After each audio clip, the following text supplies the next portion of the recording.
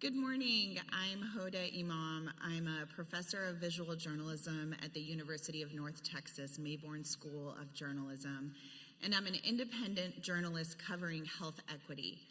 I'm also a fellow with the inaugural Promising Paths to Better Health Fellowship. In May this year, I remember sitting at the annual AHCJ conference, and a panelist said, over 60% of pregnancy-related deaths happen in the first year after giving birth. I thought, surely that number is wrong. As I dug deeper, not only did I find that the data is correct, but the bigger issue at hand is that with maternal research funding on the chopping block, an area that is already underfunded, we could see even more disparities, particularly impacting Black women who have the highest rate of pregnancy-related mortality in the United States. We're living in unprecedented times where our national data is compromised. We are seeing a growing number of maternity care deserts. Potential funding cuts impacting Medicaid coverage could cause dire repercussions for new mothers.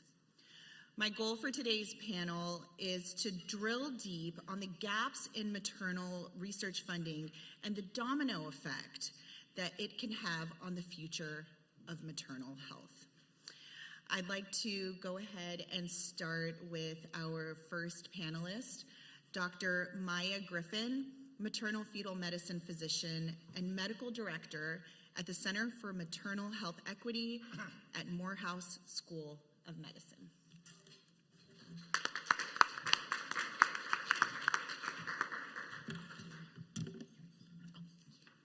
All right, good morning, everyone. Thank you again for that lovely introduction. Again, I'm Dr. Myah Griffin. I'm a maternal-fetal medicine specialist. For those who may not know, I take care of pregnant people who have pregnancy complications or have high-risk pregnancy complications. I also have the honor and the privilege of serving as the medical director for our Center for Maternal Health Equity at Morehouse School of Medicine. At our Center for Maternal Health Equity, it is a NIH Center of Excellence, meaning that we are focused on research that is addressing the disparities that we see as it relates to maternal health, to maternal mortality and morbidity. We have three main pillars of our center, where it focuses on research, community building and impact, as well as training. As research is the basis of our framework, of all that we do, it's all community-led. In all the research that has been done over the years, a lot of the data that we get is without input from our community, which is the information and what our people are being impacted by. And so what we're wanting to do and are doing is we're having our community, having various stakeholders who are involved in the creation of various projects and how we can help better our community. And especially as we're centering our focus on Black women, as we have all learned and we see in the media that Black women are 2 to 3 times more likely to die from pregnancy-related deaths. So how can we stand on the platform that we have and be able to make things more equitable for everyone across the board? So, of course, with one of those is research, where we use translational implementation science. We also have the development and testing of implementations, where one of the projects that we'll talk a little bit about a little bit later is our perinatal navigator program, where we have a community person who is trained as a doula and being able to be that liaison for a pregnant and postpartum individual in the community and in the clinical setting. For our training, we train not only trainees in medicine, so med students and residents, but also community members as it relates to various disorders in pregnancy. We also train others in how we can be using cultural appropriate care and various other stakeholders. And then community building, and of course, again, as community-led interventions, it's at the framework and the basis of what is that we're doing, and building bridges and advocating and using the work that it is what we're doing to be able to influence policy. We have done a lot of work over the almost 6 years that the center has been in existence. It was established in 2019. We've secured at this point a little bit over $26 million in research funding that has come from federal, state, and private and foundational grants. These are the studies that we have that are ongoing now with others that are in the works. Again, where the bulk of our work, of course, is centered on Black women's health. And we're not focused also just on pregnancy, but also the postpartum period, as that is just as important as during the pregnancy. But also we have a project, which is our Project Impact, that focuses on preconception care. So how can we provide interventions and teachings for individuals prior to them getting pregnant so that when they are ready to make that decision and that transition, that they're at their most healthy state as possible. Thank you again for this opportunity to be able to share some of the work that we have. This is our website for the Center for Maternal Health Equity if you would like to visit and learn a little bit more about what it is that we do. Thank you.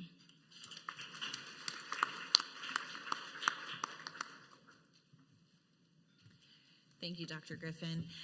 Next, I'd like to introduce Dr. Vanessa Robinson. She is the Assistant Professor of Public Health and Community Medicine at Tufts University School of Medicine.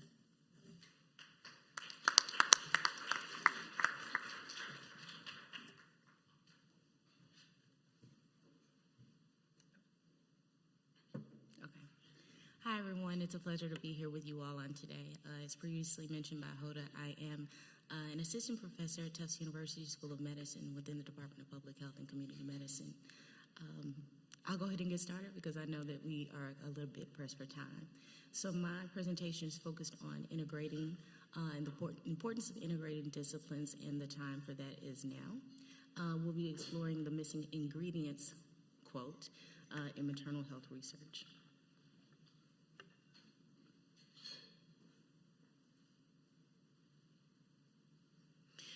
So we have a few gaps, and the gaps that I want to talk about in this short period of time are focused mainly on infrastructure gaps in terms of maternal health care and delivery. With regard to funding, one of the historical trends that we've seen over time is that nutritional experiences of birthing people have been overlooked. There are not a lot of nutritional interventions that are out there that specifically center birthing people and lactating people. There was a recent study published in Science Advances by Emily R. Smith and colleagues that looked at nutritional interventions over time, and they found that only about 17% of 17% of nutritional interventions focused on actual birthing people. Historically, when it comes to maternal health, quantitative data compared to qualitative studies have been seen to be more favorable because they are considered to be more generalizable for a larger population. And fewer studies have focused on experiences taken during the preconception and postpartum stages, as I previously mentioned. When we look at the trends in the prevalence of food insecurity and very low food insecurity in U.S. households over time, we've seen an increase between 2001 and 2023. And this is further exacerbated by the SNAP cuts to food aid. So we need to adjust our perspective. We need to start increasing maternal interventions at all stages in pregnancy, including preconception and postpartum. These programs need to look at reducing stress, providing home-delivered meals, and providing adequate education with regard to doula education. We also need to start applying qualitative analysis as part of mixed methods approaches to explore food insecurity in birthing populations. And lastly, as I previously mentioned, we need to expand the opportunity to not just look at pregnant people, but looking at the food experiences that they go through in preconception as well as postpartum. Which brings me to the concept of doulas.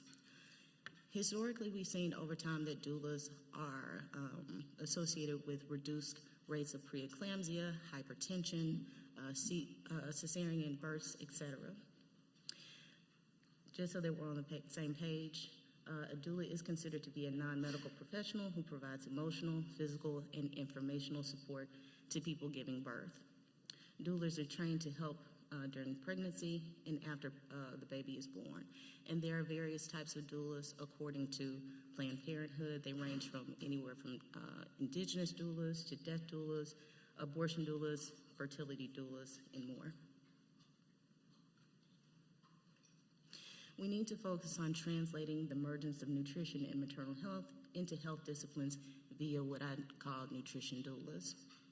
The only thing is that right now, the profession of doulas is not standardized.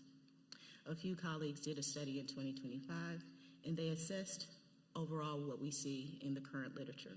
They looked at quantitative studies, qualitative studies, and mixed methods, and they found that even though lactating clients found doulas to be beneficial, the doulas expressed that they needed more education with regard to breastfeeding training. Health providers also had limited knowledge of doulas' roles in promoting breastfeeding. So in addition to standardizing the profession of doula care, we need to practice this ongoing effort and also establish core competencies and certification requirements. Other undeveloped areas of research include maternal nutrition programs and the expansion of those areas, nutritional experiences for birthing moms at all ages, and looking at maternity care deserts via indicators such as food deserts and food insecurity. And in addition to looking at maternal health policies, we also need to look at other policies, such as food policies, and seeing how those policies may intersect or impact maternal health outcomes. Thank you for your time.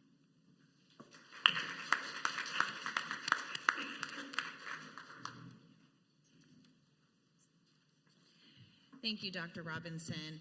And last but definitely not least, Dr. Jean DeClercq, Professor of Community Health Sciences at Boston University School of Public Health.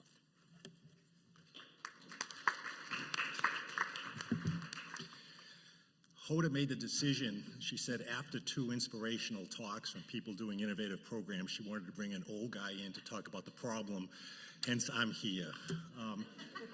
A quick note, this QR code looks very nice. It doesn't work, apparently. The student who did it for me, I'm clearly not an influencer, wrote me last night to say it doesn't work. But I do have a website I do with students called Birth by the Numbers, and if you go there, you can download all the slides I present and many, many more. And Birth by the Numbers, Google it, it'll come up. This. So I have 6 slides. I'm going to go through them quickly. First one, to note a couple things. First, maternal mortality rate didn't surge during the last 15 years the way people talked about. It was flat. It was way too high, but it was flat through this period. Some of that was data related. Notice this contrasts the US rate in blue with the average for comparable OECD countries. 2 things notable. 1, they start off better than us. 2, they get better when we didn't. I guess a third thing, they didn't get hit by the pandemic anywhere nearly as powerfully as we did. Secondly, this is what Hoda was talking about before. This is the data on timing of death. Not a fun topic, but finally CDC, after requests for years, finally started to put the data out because policy-wise, this is the important breakdown. Because what it showed is that maternal mortality is a public health problem as much as it is a clinical problem. I'm on the Massachusetts Maternal Mortality Review Committee. Most of our cases involve social issues as much as clinical issues. And the fact that so many women, actually reverse it, the fact that so few women die at the time of birth, which is the image people had of maternal mortality, is wrong. It's, most of them happen during pregnancy or in the postpartum period. Next, a lot of talk about a fertility crisis in the United States. A lot of talk from pronatalists about the need for more birth in the United States. If you're in the back and you can't see it, the red ones are the United States. The other countries are comparable European countries. And what you see is, for the United States, we're actually more in the middle of the pack, and actually on the higher end.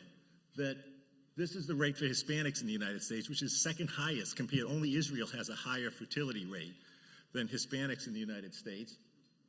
Blacks are close to the top. Oh, son of a gun, it's whites that are in the middle. of all of this. How does that relate? In 2024, for the first time since they've been keeping these records, whites became the minority in the United States. White births went under 50% for the first time in the United States. I can't look into the hearts of the pronatalists, but I have a suggestion that maybe that has something to do with all of the concern. We've had a rise in medical interventions. People talked about the cesarean rate. Cesarean rate's been flat now for 15 years. But look at the rise in inductions. Inductions have, quadrupled in the last 30 years. And if you think that doesn't make a difference, go to the website. I have a whole bunch of slides that go with this that show what happens as a result of that. Prematurity is at the highest rate it's been in some years, and that's tied to the rise in medical interventions. There's good things that come with medical interventions. There's consequences of medical interventions. So how have women responded to all of this? This is the other one. The rise in community births, home births and birth center births. The numbers, well, the rates are low. It's still 2.25% of the births happen at home or in birthing centers. But that's an enormous rise over time. That number, the 288, is wrong. It should be 171. It got updated. And again, if you go to the other slide, you'll find that. But it's more than doubled in recent years. And what's really notable in this is, notice the surge that happens at the pandemic as people didn't want to go in the hospital, perhaps rationally didn't want to go into a hospital. But at the same time, after the pandemic ended, the numbers didn't go down. And so the United States now has, among industrialized countries, only the Netherlands has a higher out-of-hospital birth rate than the United States does at this point. And in terms of raw numbers, I tell my friends in the Netherlands, U.S. has the highest number of home births, and that tends to get underreported. I can only talk about this for another 4 or 5 hours if you'd like, but I'm going to sit down now. Thank you so much.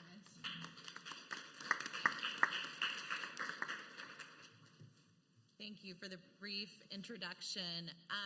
I really just want to start off by asking what your thoughts, concerns are when it comes to maternal research funding, with more cuts being expected or concerns.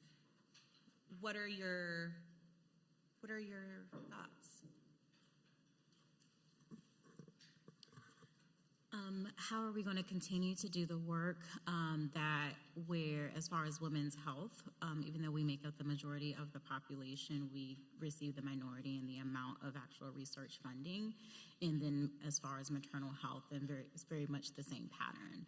And so if we're already not receiving the appropriate amount of funding that it is that we need to be able to do the work, and it's not just being able to report data, but we're actually doing work in the community by providing them with resources and connecting them with resources. How are we going to be able to continue to do that and be able to do it in innovative approaches so that we're actually making an impact on the person level?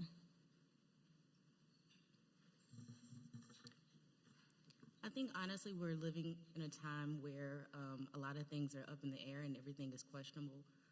Between 2020 and 2025, verbiage, anything ranging from equity, justice, rights, those were considered to be popular terms.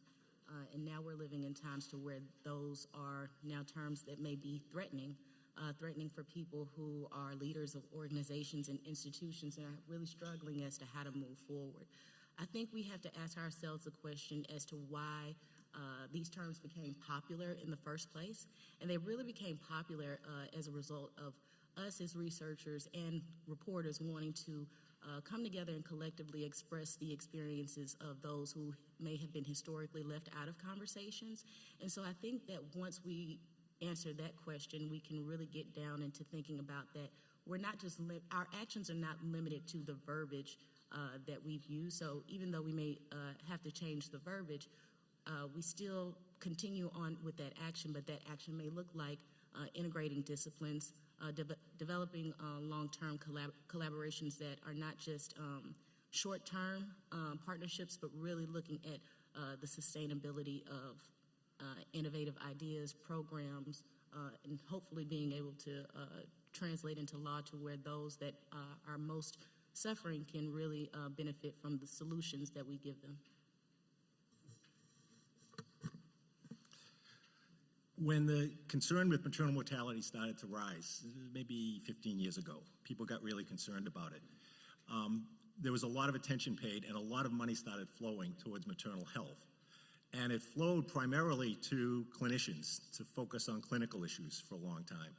And to their credit, the American College of OBGYN established the AIM program. It was very successful to try to improve care at the time of birth. As that slide I put up earlier said, if we eliminated every single death at the time of birth, we'd only have 91% of the deaths left to deal with. And what's happened then is people did start to move, and they started to move into communities to deal with it from a public health perspective, which was great. That's where equity issues started to arise, and people started focusing on the kinds of programs my colleagues have just described that are doing the work in the field. But it's much more complicated. Funders like to go to clinicians because the results are generally clearer. We establish this new clinical technique and see it work for these people, and that's great. We go in the community, and it's messy because communities are messy, and it's challenging, and the results aren't as clear. So you have that difficulty combined with the sort of ideological overview now of equity is bad. We had a grant, there was an equity-driven grant that ended, and we were asked to change the language in the original grant that we submitted to get the equity words out of it, even though the grant was over. And so we're in that kind of a world now. But to be fair, it's still challenging to do public health research in the community. It's slow, it's ponderous, it takes a while because communities change slowly. Hospitals can change, well, they're not exactly lightning bolts of speed and change, but they can change more quickly, they can try a new technique more quickly. People in the community live their lives, and we can't walk in and tell them, try this and it'll change everything for you as easily. And so that's going to be a challenge going forward, regardless of the cuts in the funding stream. So what are some tangible solutions? I mean, looking at it from like a journalism solutions sort of perspective, what are some tangible ways to kind of curb the impact that it will have, any kind of funding cuts will have on new mothers, and also on a community level, what is it that your communities perhaps have done that are successful?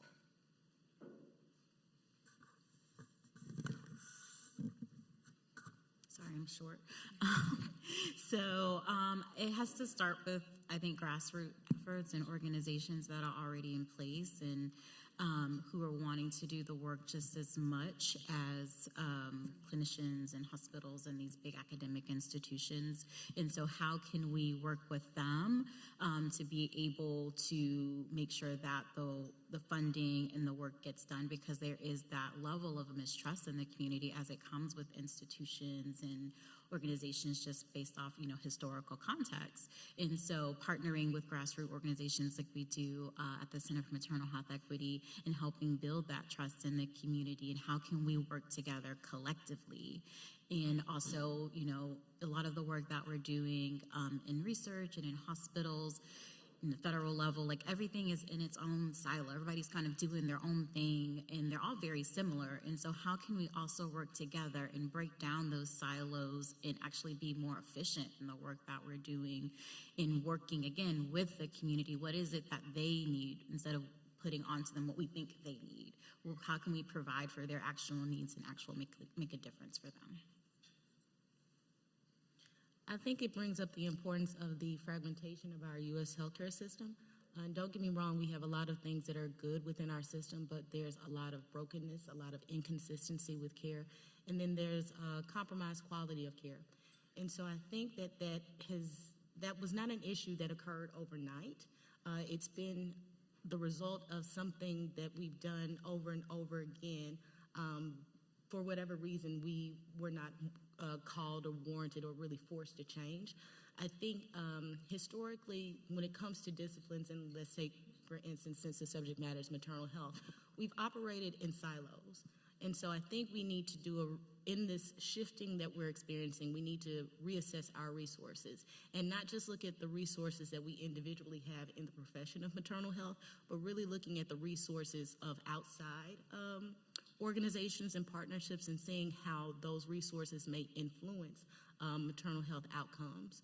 I also think that it's important, again, to look at integration and look at, as to what Myah was saying, a lot of times decision-making comes from the top down. I really think that there needs to be a centering of community voice through community-based participatory research to where we really look at and let the people at the top know this is what the community is saying.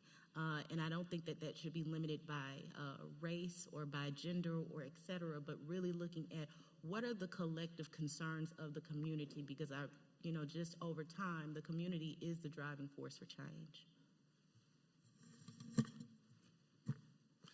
I just came from the American Public Health Association meeting last week in Washington, and you're not going to find a more hopeful bunch of people than public health people. They're so nice, they're so energetic, and the whole meeting was talking about how do we work at levels that don't get governmental support, federal governmental support. And one of the things, two things came out of it. One was that we'll work in states and we'll work in communities and focus on that. But that touches on a point that Vanessa raised in a different way. It's going to increase the fragmentation in the country because you're going to get the Massachusettses of the world who are going to say, screw the national government, we're going to try to keep all our services at the same level, and you're going to have a lot of other states who already have troubled systems, underfunded systems that are going to go along with these changes, and the disparities we're going to see in the country, not just racial disparities, but geographic disparities, are going to increase over time. The other issue is some funders are stepping up, some foundations are stepping up. I'm part of a collaborative team that does these surveys called Listening to Mothers, which we've been doing for about 20 years. And we do it when we can raise enough money to do the survey. And so it's a survey of women after they've given birth. And it's nice. And we're in the final stages of doing Listening to Mothers 4. Great. National survey, all of that. In the middle of this, PRAMS disappears. PRAMS is the Pregnancy Risk Assessment Monitoring System at CDC. And they basically closed the shop at CDC that coordinates all of this. And so what's happening is some states are stepping up. We were meeting and we thought, well, are people going to look to us? And God bless it, I love our survey. I love the work we do, but we don't have anything like the resources that PRAMS does. They do a better survey than we do. They have more resources than we do. And I'm afraid we're going to have some of that for a while until rationality returns and we start having the government do what it does really well in many instances, which is at least monitor the problems, if not solve them. We need somebody to consistently do the surveillance necessary to identify where the problems are, and then we can start working to how do we resolve those. Sort of jumping on what Vanessa had said earlier regarding the history of funding. Let's dig a little bit deeper and discuss that. Maternal health funding is already an area that is underfunded. But historically, why is that? Why are we seeing this really important area of our health system kind of falling through the gap or the crack? What are your thoughts? I'll start us off. I think that it has to do with conflicting political agendas. I feel as though also when we look at the history of maternal health funding, when we look at the history of researchers, you've not seen as many women researchers historically as what you do today. And so we have to look at how the interests have shifted based on who's doing the research. I think that is worthy of exploring, and not to say that men are not important when it comes to research agendas, but I think a lot of the way in which people are driven by their interests are based on personal experiences.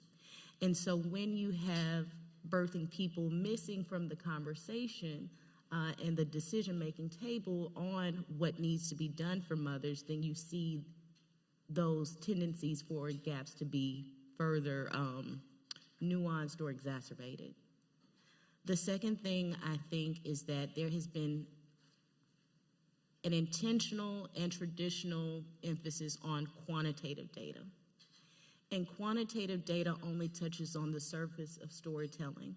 Yes, quantitative data through programs, it tells us what works and what does not work. But with qualitative data, we're able to dive deeper in understanding why a program doesn't work. Qualitative data also takes in context cultural experiences and how, for instance, everyone may not necessarily navigate pregnancy, getting pregnant, or even postpartum in the same way. And so it's not a one-size-fits-all approach. And even though that sounds like common sense, that was not always a narrative that was at the forefront at the start of this maternal health research agenda.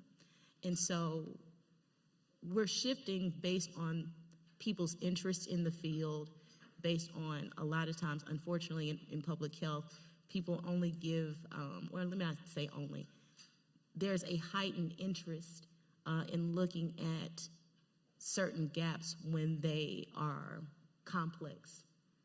And in my opinion, people don't need to respond when the house is being set on fire. But instead, we really, really need to focus on prevention. But if you think about it, the reason why so many people don't focus on prevention is because when prevention is working, everything looks normal. It's not until when things are in chaos, then we scramble around and we're like, okay, you know, we need to address this. And not to say, I'm going to do a parallel here. We're focusing on maternal health, but then think about the HIV/AIDS pandemic of the 1980s. When that first came about, there was a particular group of people that were found to have this illness. And because of bias, you know, the understanding was, okay, well, that's their issue. It wasn't until the issue started to become exacerbated to influence or impact other communities where all of this funding was thrown at the HIV/AIDS pandemic, but by that time, it became problematic to the point where it did not have to be.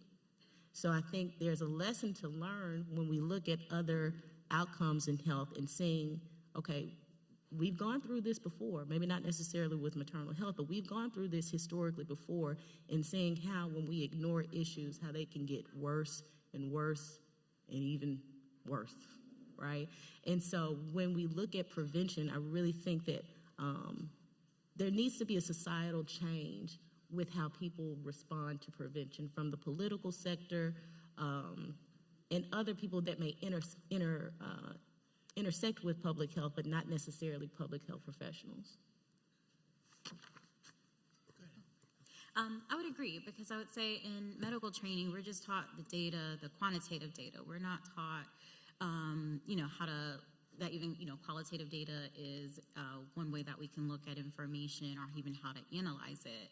And, you know, there's like the curriculum that you see and that you're taught, and there's also this hidden curriculum that comes with your different experiences that you get. I've trained in now 4 different places, and each of those places and populations are different, where, especially when I trained here in New York, I got to interact with various people from different backgrounds, and it taught me so much that people don't always get, especially if they just stay in one area as clinicians or researchers, and you don't see what else the world has to offer, and how else are other people impacted, and how can we work together in respecting people's cultural backgrounds and their beliefs, and being able to provide them what it is that they need to be able to get the care that it is that they deserve. And then also, we're living in this world of misinformation, and again, you know, we have that lack of trust that we have from the community, but then we're also starting to see a distrust from the medical community, and like, where do I go to get the correct information? Where do I go to be able to direct my patient and help them to trust me? But I need to have information that I trust to be able to provide them the correct information, so that we can give them the preventative care, so that we can give them the care that they need to prevent a disastrous outcome from occurring. Speaking to the grants that I've gotten from the NIH Institute on Women's Health.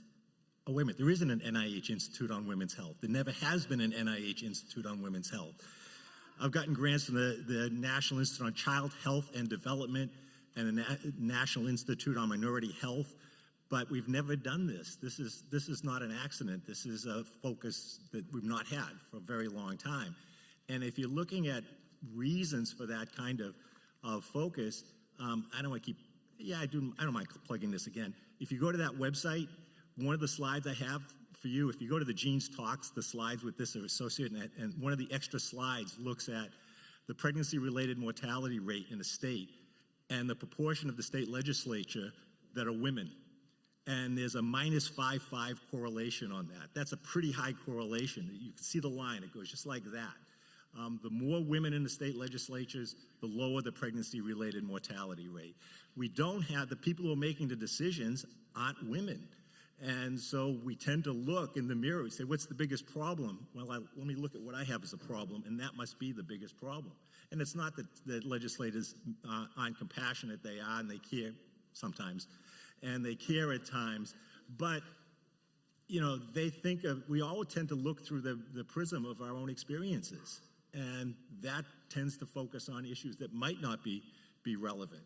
And that takes time, and we just don't want to spend that kind of time on it.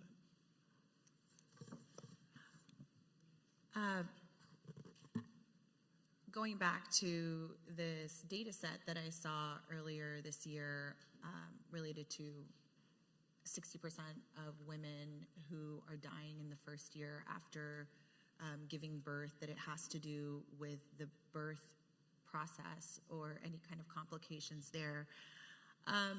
Jean, when we spoke earlier, you said something that really stuck with me, and that was that it seems, according to the data, that we only care when women are pregnant. But once they have the baby, we don't really talk about it. And the data shows that. So I'd like to dig a little bit deeper on that aspect and then discuss how funding or potential funding options could improve this trajectory. Yeah, so again, same kind of correlation thing. If you look at the relationship between the state's pregnancy-related mortality rate and the rate of deaths of women of reproductive age, 15 to 44, very strong positive correlation. The lines go just like that. It's another one of those slides I have up for you. But if you look at that, strong correlation. If you're talking about, I had to combine 5 years of data to be able to do this because in some states there's not that many deaths because in some states nobody lives there, Vermont, Idaho, you know. And so you have to combine a lot of years to be able to do that analysis. But if you look at that from that perspective, there's 6,200 pregnancy-related deaths in the 5 years, 2019 to 2023. There's 320,000 deaths of women of reproductive age. We focus on women at the time we care about them, when men care about them, I guess, in terms of their ability to have a baby that's going to be safe. And of course we want babies to be safe, but we don't focus on women's health for the sake of the women themselves. We focus on it to the degree that it carries out. We published a study about a month ago, and we did it explicitly for one reason. We used the Massachusetts data set we have that we can track people over time with a bit. And we looked at the relationship between a pregnancy-associated death. This language actually matters in terms of what you call things, but the pregnancy-associated death and infant mortality. And what we found was that if a mother died, and there's a lot of these studies in global health where they look at the impact of maternal deaths on families and communities. We don't do that in the United States. We don't think about that in the United States. And so we wanted to look at it, and what we found was that in the case of a pregnancy-associated death, the likelihood of an infant death is 12 times higher. If the mother had severe maternal morbidity, it's 22 times higher rates of infant death. We did this study for one reason, and it's that we were worried that people were going to stop paying attention to maternal mortality. And we thought that if we linked it to infant mortality, that policymakers may stop paying attention again. And I think that's just the world that we're in to a degree. And it's certainly not new or unique. The policy focus has gone along, goes way back. One other quick note on that, you know, there's been a lot of attention, positive attention about the states that expanded the more generous eligibility for Medicaid coverage in the postpartum period out to a year. It used to be 60 days. But think about that we had it at 60 days for so long. What are we telling women? We're saying that we will let you get on Medicaid if you're pregnant more easily than you could if you're not. And what are we talking about in numbers? We're talking about in some states, if you make more than 12% of the poverty level, which is like, what, $3,000 a year, you don't qualify for Medicaid. If you're pregnant, we'll let it go up to 200%. But once you've had your baby, well, you kind of served your purpose, is what they're basically saying there. I mean, it's cruel, but that's what they're saying. And so we're going to cut you off again. And thankfully, the data that Hoda cited about deaths happening in the postpartum period prompted an effort to try to extend that out to a year. But my point is, why are we making this distinction? Why are women only valuable if they're pregnant? And then maybe we'll let you stay on for a little while longer. Why don't we just let them be on? I can only go on again for a little while longer. I would say just in addition, or as a complement to what Jean said, these sort of explorations or discoveries, I would say it highlights how even though we as Americans, as a society, we think that we're progressive, when you look at the undertones as to why policy exists in the way it does, why societal view on certain issues exists in the way it does go back to what Jean had talked about. A woman is only valuable as long as she is with child. And so what that is saying is that, your purpose as a woman is to bear children. And outside of that, congratulations. I hope you, take care of yourself. I especially want to look at or also talk about, the emphasis in postpartum. Even though the woman has had the child, and now she's in this postpartum phase, sometimes it's very difficult to measure mental health and some of those mental health struggles. And so I feel as though we need to challenge ourselves individually, because it starts with us as individuals, and as a collective, we need to think about what are some of the emotional tolls that, people go through. And I'm a woman, and I just had a child. Before having my child, I understood mental health and postpartum depression theoretically. It was not until I experienced postpartum change and transition to where I understood that this is a very real thing. And so I think that to an extent, when people don't have those experiences, they can only go so far. And this also emphasizes that education and learning does not just start and end with the books and end in academia, but there is something to say about the importance of lived experience.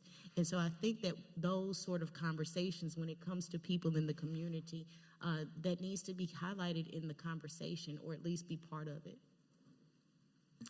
I would agree. I haven't had children yet, but I have a sister, I have aunts, I have cousins who I've all experienced the pregnancies with, friends, and I see what they go through. I don't know firsthand, but as a person who likes to give, who's empathetic, how can I make it better for them? And so that is what motivates me to do the work that I do.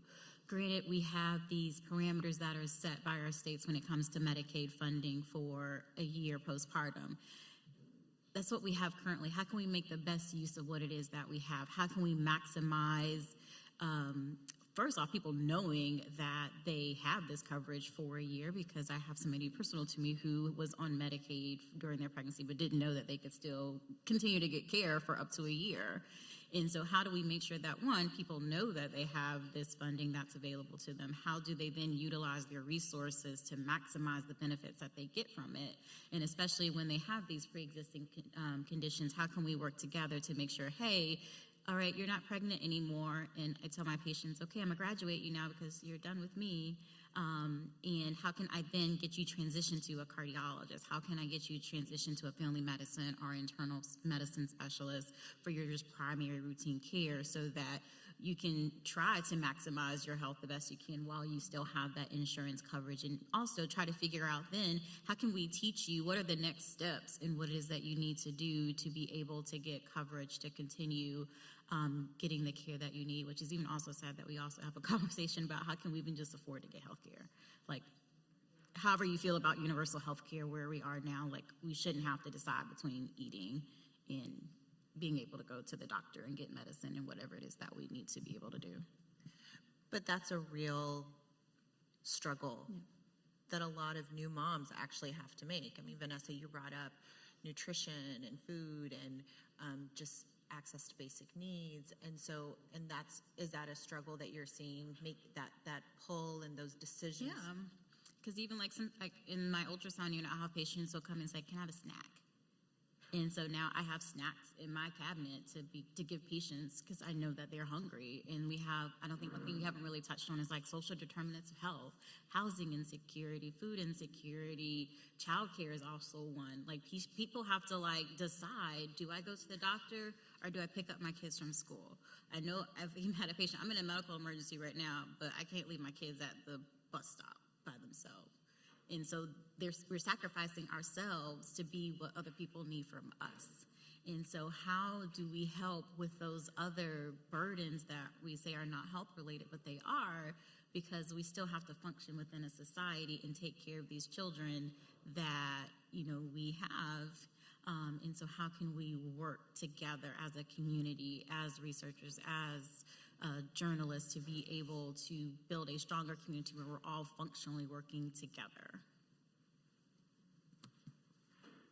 Did you want to? I felt like you wanted to say something. Yeah. I was thinking about it, but Myah had brought up a good point. I think it also points to this balance of having a general understanding of public health needs and then also being a specialist. I think based on what I've seen is that we've gone so far into the specialist route to where we, again, going back to my point earlier, where we operate in silos. And so the maternal health people, they have their research and networks that they associate with. Then you have, the nutrition people, and they also have their research and networks that they operate within. And we really have to look at the individual more holistically, and thinking about how they're not just going through maternal health changes, how they're not just going through maternal health needs, but they're also going through, to what Myah pointed out, housing needs, mental health needs. And so if we're wanting to really push forward providing holistic care, then we need to really emphasize the importance of understanding what integration means, because depending on your profession, it can mean different, it can have a different meaning for different people, but then also understanding where does my job end and where does Myah's job begin, and really creating that synergy, because we have all of these moving parts, but just like a vehicle, those parts have to work together in order for the engine to function and for it to move and for it to run. Just a quick note. So I'm on the Maternal Mortality Review Committee, and when we review cases, I generally review the cases that aren't clinical. I'm not a clinician. I'm not going to talk about how a surgery should have gone. So I read the social cases, and one of the determinations you make in a Maternal Mortality Review Committee is this preventable or not? And honestly, the inclination is to say it is preventable because it's the kind of people who are on the committee, right? We could have done this. We could have done this. But when you look at it carefully, because the number that gets thrown out is 84% of the cases were preventable. But if you break that number down, it's actually 34% were likely preventable, and the others could have been prevented. And that bigger category of could have been prevented usually involved with a decision like, if we had a social structure that would have picked her up when she was 14 and she first started having this difficulty and given her supports and helped her out, then she wouldn't have died at 23. And so some of the siloing isn't just in medicine, it's across the social systems. And so when I put up that first slide that showed the better outcomes in other countries than the United States, that's not just about the medical system, that's about the social support system and the safety net. And so one of the dangers, we're here to talk about medicine and health, but one of the dangers in the shredding of the safety network in the United States is that it's going to undermine those pieces too, the social supports that are necessary, that are not going to come just from the healthcare system. So let's slightly shift the lens a little bit. Let's talk about maternity care deserts across the United States, and what you see to be potential solutions, or not even just solutions, way to combat this concern, this issue, but also how does research funding connect? Where do the dots connect when it comes to seeing a growing number of maternity care deserts, but also research funding funding research that may not be happening? So where I am in Atlanta, it's like mid 2010s, Atlanta Medical Center had shut down. And so that was a hospital then that had OB services that then made that area a maternity care desert. And so where I am at Grady Hospital is a safety net hospital. And so then all of those patients then had to travel further to get care where we are. And so that definitely then goes back to the social determinants of health. How do you then get transportation to be able to get further to your appointment? How do you even know where to even go if you have lost your structure or your hospital in the community that you're already in, that you've also already built trust with? So how then do you then build trust with new providers that you have to work with? In terms of research, now, of course, also when we talk about trust, there's that mistrust that people have with hospitals and the medical system, but then we have this avenue of birthing centers and home births and people wanting to be able to do that. But then there also is this disconnect where on the medical side, we're like, is that safe for you? But you can't force people to do what they don't want to do because we're autonomous at the end of the day.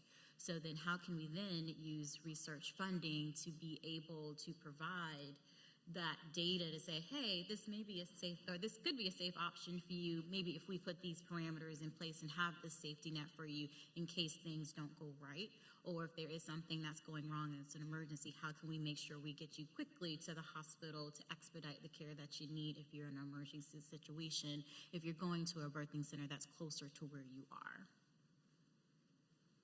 I think in addition to that, I also would say that looking at the complications of attaining WIC, if you look at many research studies, it's not consistent. For some people, it's easier for them to get on WIC. With others, they have complications.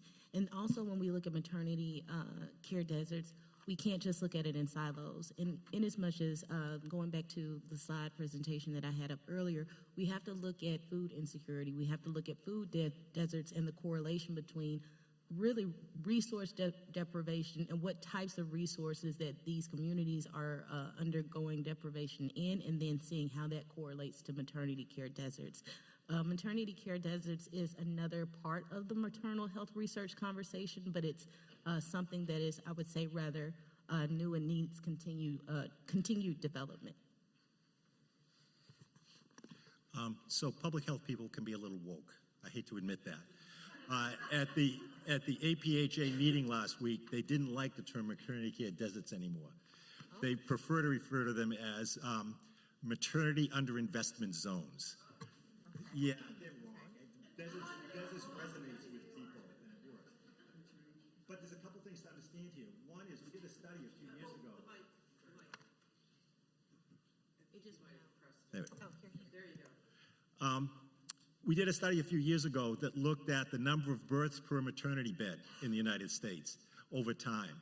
Because as all these places were closing, the number of births dropped by 17% in the United States since 2007. And the number was flat, that it was actually consistent through that period. The issue wasn't the number of beds, it was the distribution of beds. And the closures had nothing to do with some rational discussion of we need to move this here and we need to move that there. It had to do with mergers and acquisitions and private equity firms and all of those things that were happening. So if you ask me, what's the solution here? It's not my idea, it's a student's idea, but God bless her, I think it's a great idea. And I talk it up everywhere. If you look at the map on maternity care deserts, you see the whole middle of the country is kind of empty, right? And that's because there's no maternity hospitals in those places. But if you overlay that with a map of federally qualified health centers, all of those places have many, many federally qualified health centers. So what does that have to do with anything? My student did a study where she was trying to look at birthing centers that serve low-income women. Because if you look at the profile of who uses birthing centers, it's white women who are wealthy for the most, about 80%. She wanted to look at the alternatives. And what she came to the conclusion was that the real solution is the linking up of federally qualified health centers and freestanding birth centers. And there's an example in Washington, it's a wonderful example, Community of Hope in Washington. There's about 5 examples in the country. But if you think about what a great solution that could be, now there's cultural differences, right? Federally qualified health centers make their money from Medicaid by running people through quickly, and birthing centers are not quick, right? They do the kind of holistic care that Myah was describing. But that's a potential solution to fit the two. Now, the other thing that would have to happen is you'd have to train a whole lot more midwives, and that would be the biggest part. And not just train midwives, but train midwives who are community-oriented as well. One of the shifts in the midwifery world is we have had an increase in midwives. I'm talking certified nurse midwives. Certified professional midwives do most of the home birth. But if you look at that shift among certified nurse midwives, more and more often they just work in hospitals. They're just hospital employees. They're not community people. And when I first went to BU, it was because they were setting up a CNM MPH program to train nurse midwives who had a master's in public health. And God bless those people because they did go out in the community. They did the work in the community. And they built the credibility in the community that when they went to a woman and said, you need to come into the hospital, you shouldn't have a home birth, you're at risk, you need to come in the hospital, they had the credibility to get that person to come to the hospital. And I think that's a change that's actually more feasible than we think. It's not as expensive as some of the other alternatives that we've talked about that could happen. It takes political will. I'll leave it at that. For the most part, are midwives and doulas, are they covered by Medicaid or insurance? I mean, is that something that's covered and, like you said, could be a real transition or solution? Midwives generally are. Doulas, it goes state by state. A lot of states have passed laws now to provide Medicaid funding for doulas, but it's very idiosyncratic. How much they get reimbursed for, who qualifies as a doula under those circumstances. Midwives generally, certified nurse midwives are virtually always covered. Certified professional midwives, it's, again, state by state. Okay, can we unfortunately, I have to stop asking questions and I have to hand it to the audience. Maybe they'll ask your question. Okay. Just submit your question. I'll submit my question. We have a lot of questions, so this will be good. And I'll refrain from only asking my questions. Laura Beal, our independent journalist, would like to know, thinking about the closure of rural hospitals, are there differences in maternal mortality between urban and rural communities? Yes, there are stark differences in maternal mortality and morbidity as it relates to being in thank you for making it lower, for urban and rural areas. Yeah, I do a thing for Commonwealth Fund every now and then. We just did an updated maternal mortality piece, so you can go to the Commonwealth Fund site, and it has the rates by urban and rural areas, and the rates are notably higher, although it didn't impact, the pandemic didn't impact rural areas, at least in their pregnancy-related mortality rates as much, but generally much, much higher in rural areas. Our next question is from Kylie at WESA. They would like to know, how can doulas in rural areas play a role improving access to maternal care where labor and delivery units have closed? Is this already happening anywhere? I would say there's quite a few ways. There have been significant studies, as I mentioned, that talks about the influence of doulas and just being that support system for pregnant women, but not just pregnant women, but a woman at all stages of pregnancy, making sure that she attends her doctor's appointments, being consistent with her eating, being consistent with, or being empowered and knowing what right questions to ask. The main issue that I've seen going on with the profession is that we know that doulas' involvement does bring about positive change when it comes to maternal health outcomes, but it's not standardized. And so with that standardization, I think that it's important that we emphasize that so that we understand across the board what works and let us have a more consistent frame of delivering care.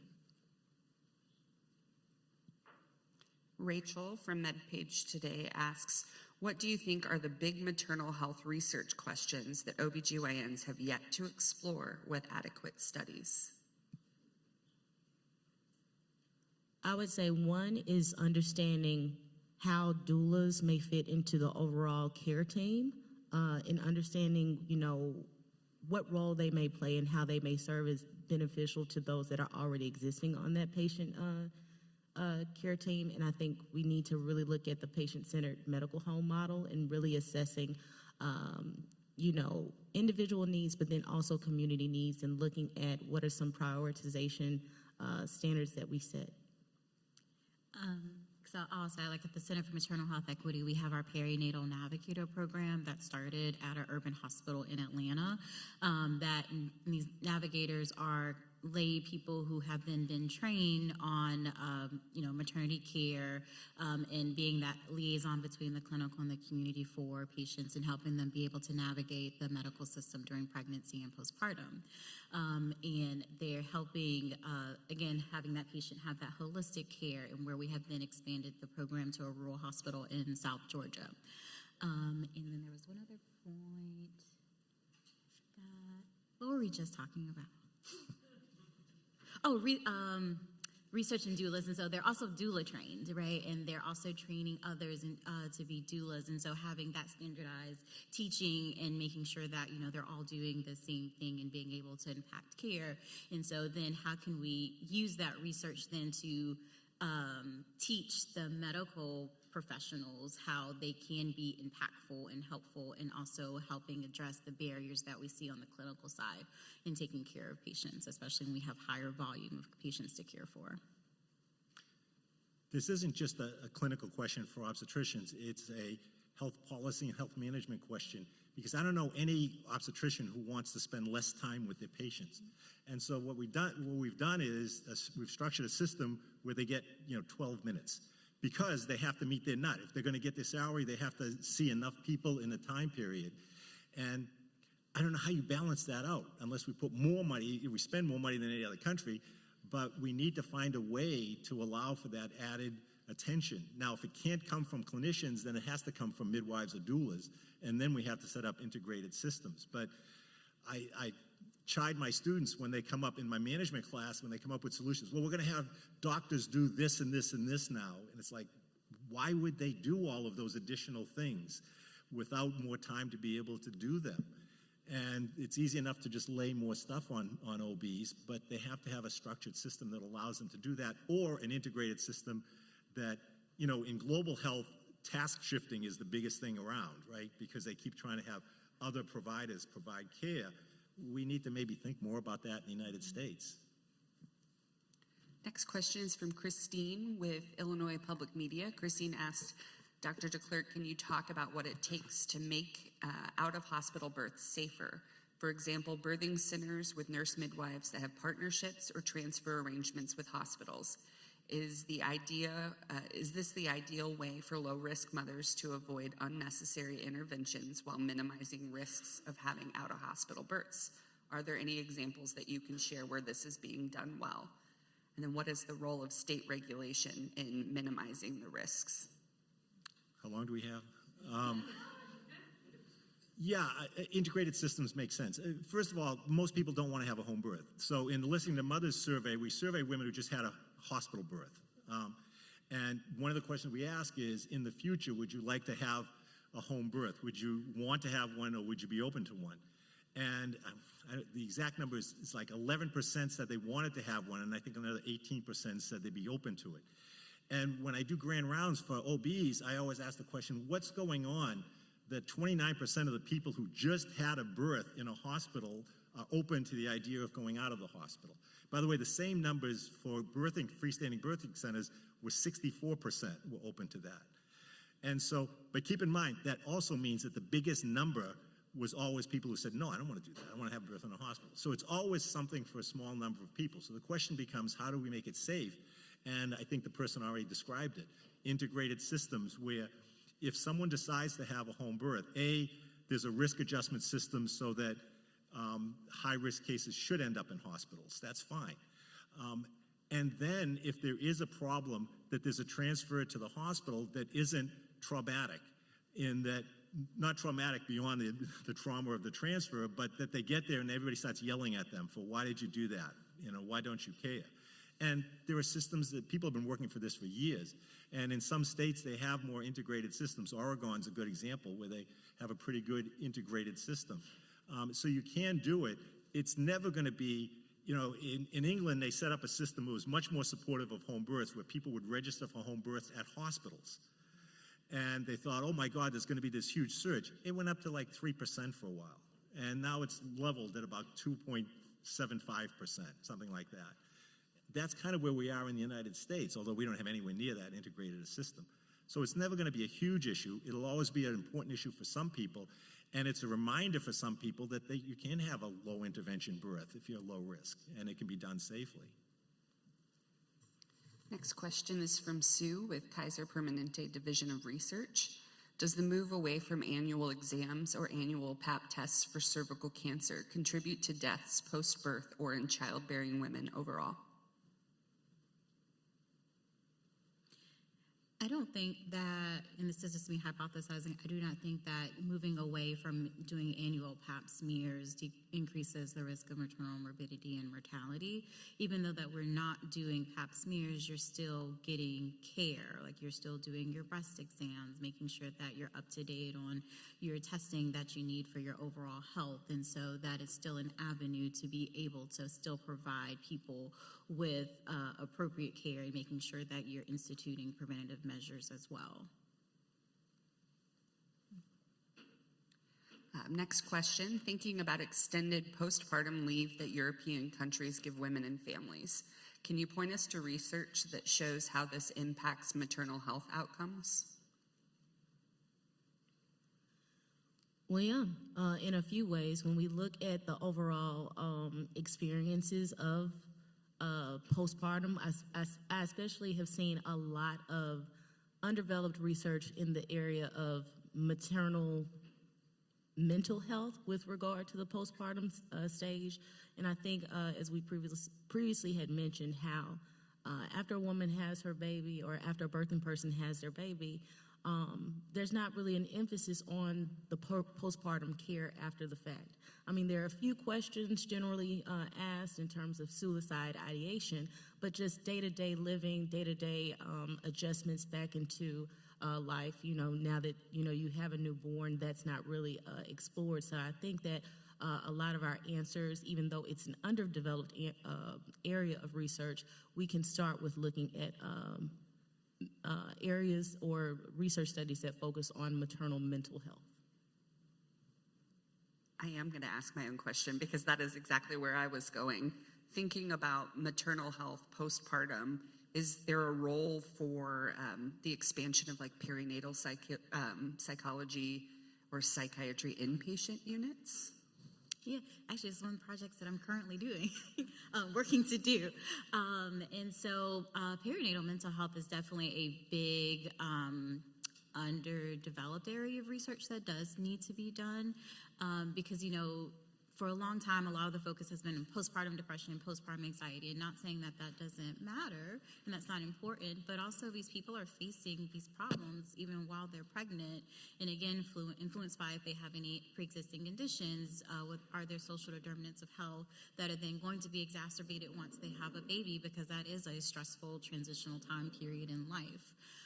And then from my standpoint, where I take care of high-risk pregnant people who may be in the hospital for 3-4 weeks at a time, and then I'm telling them, so you're going to have a preterm baby, or something, I'm concerned that something is going on with your baby, has a birth defect and may need to be in the NICU or need multiple surgeries.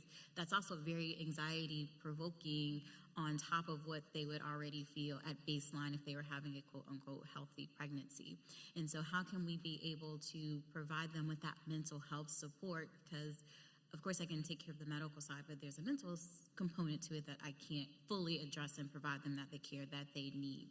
So there are, specific like OB psychiatrists and psychologists that are, we just recently got one with our hospital, and we're so happy and excited about it because it's almost like, so we need 4 of y'all and more, because essentially everybody needs it. Like, it should be just as standard as, you're going to see the OB doctor to listen to the baby's heartbeat, to make sure we're doing all the labs and things that you need, but also there should be a a mental health therapy component to it as well, where you're able to talk through kind of what is it that you're going through, what are the other needs, what's not being addressed. And maybe that also is where the doula component comes in as well. And so there's definitely many ways and multifaceted approaches that we can go about doing this so that we are addressing it from a holistic standpoint, but making sure that we are placing an emphasis on mental health.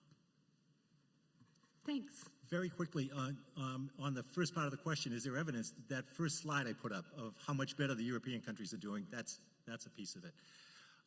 The need to have integrated care comes through in a number of ways, and they've described it. I'll just note one other piece of that. It's not, you look at these cases of women who have died, and in some cases they've disappeared from the system, right? They're lost to the system after, we still have like 11% of people don't go to their postpartum visit. And when we survey them and ask them about it, oftentimes it's because of life, right? I have a kid at home, I can't get there, all of those things. But there's another side to it, and that is the comorbidity of mental health and substance use. And if you look at the CDC data, they mix those two together for some reason. If you look on the CDC website on pregnancy-related mortality, they show for white women it's overwhelmingly mental health, but if you actually break their data down, most of those are substance use cases. And what you see is, again, Massachusetts study we did about a year ago, we looked at the cases of women who died postpartum. 70% of the women who died postpartum in Massachusetts over a 20-year period had a hospital contact between the birth and the death. And so it's not like they completely disappear from the system, and most of those had substance use related issues. So I said I relate the data back to women in general and women of reproductive age. 74% of the increase, not 70% of death, but of the increase in deaths among women of reproductive age are associated with substance use in one form or another between 2010 and 2023. And so part of the siloing is we think of there's mental health people and there's substance use people. No, they need to be working together because the issues overlap. And when I gave the example earlier of the case when I said, if we caught her at 14 and worked with her for a long time after that to get her into care, usually those are substance use cases where it's just this heartbreaking story over time of this person's life and falling through cracks, which we have huge ones in our system. And I also want to add and just make sure that we do call out as like intimate partner violence is also kind of lumped into that mental health conditions kind of portion. We're talking about that. And so I don't want us to forget that that's also something that's very imperative and that a majority of women are facing and don't always, are not always upfront about needing help at first, but making sure that we are screening and acknowledging that as what's part of what's being driving some of those numbers as well. And I don't mean to keep picking at this issue, but mental health, we all know that it's important, but going back to the historical trends of funding, if you notice that whenever it comes to budget cuts, usually mental health programs, regardless of whether a person is pregnant or not, they're always the first one to go. So I think that in addition to the work that we've, continuously emphasized that we need to do, on a more macro perspective, it needs to be a societal change with regard to how we look at mental health. Now, I will say over the last few decades, we have had more conversations and intimate explorations when it comes to mental health, but we're still lagging behind in as much as collectively we still as a society, we look at mental health as an individual responsibility and not a collective and community responsibility. So I think that the issue being exacerbated in maternal populations really points to a bigger societal issue. I'll ask our last question here. This is from Vida, our independent journalist. Clinicians' lack of time to spend with each patient has been raised as an issue for both addressing social determinants and also for coordination with doulas. Could group visits be a potential solution? Yeah, they're centering pregnancy programs that do exist with like a group prenatal care model, and that helps where they get their routine care that they need, but they also get group support where they learn things together. There's education, there's teaching, lactation, breastfeeding classes that come with it. There's also a postpartum model that exists as well. I could talk all day about the barriers that come to healthcare, how much we want to be able to do, but we have such a finite amount of time with each person, and then our volume of patients just grow and grow, where it's just, there's not enough time in the day or the week to be able to fulfill all the needs for every person and every patient that you see. But those models do exist and do need to be amplified more as options for people to have, in knowing that they also get that community and peer support, because there are classes where they're of similar gestation, and so they can, commiserate together about what's going on and learn together.